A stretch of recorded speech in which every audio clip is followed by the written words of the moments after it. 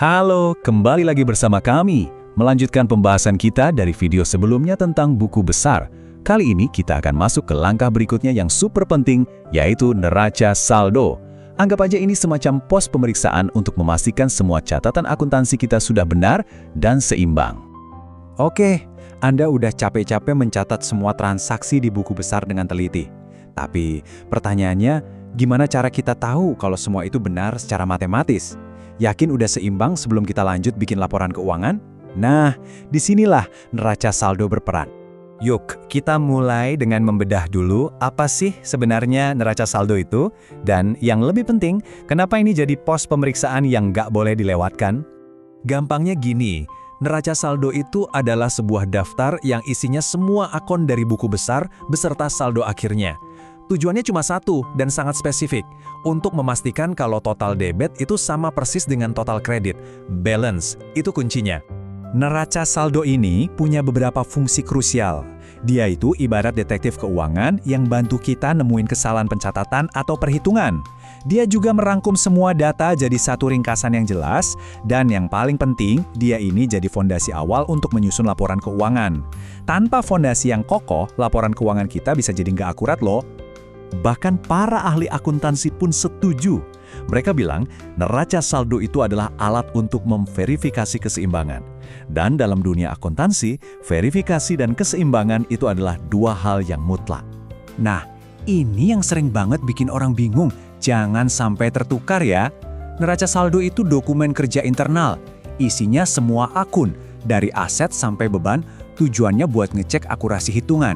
Sementara itu, neraca atau balance sheet adalah laporan keuangan resmi untuk pihak luar. Isinya cuma aset, liabilitas, dan ekuitas. Jadi tujuan dan isinya beda banget. Oke, teorinya udah dapet nih. Sekarang, gimana sih cara membuatnya? Yuk, kita lihat prosesnya langkah demi langkah. Anggap saja kita lagi membangun jembatan menuju laporan keuangan. Prosesnya sebenarnya cukup sederhana kok, cuma ada 5 langkah. Pertama, siapkan semua saldo akhir dari buku besar. Kedua, daftarkan semua nama akunnya. Ketiga, pindahkan saldo tiap akun ke kolom debit atau kredit yang sesuai. Keempat, jumlahkan total kolom debit dan total kolom kredit. Dan yang terakhir, pastikan total keduanya sama persis. Biar lebih kebayang, kita langsung aja pakai contoh kasus dari sebuah UMKM bernama UMKM Maju Jaya.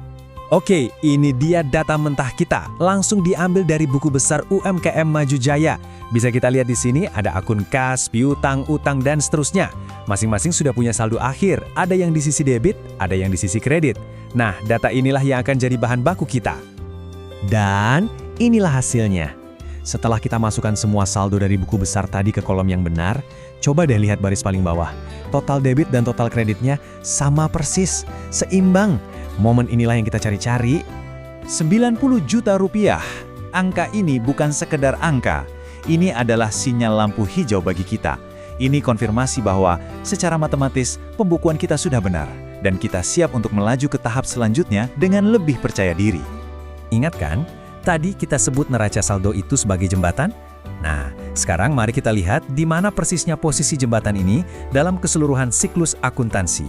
Lihat posisinya di nomor 4, tepat di tengah-tengah. Setelah semua transaksi dicatat di jurnal dan dipindahkan ke buku besar, disinilah neraca saldo berperan. Dia menjadi jembatan yang kokoh yang menghubungkan proses pencatatan dengan proses pelaporan.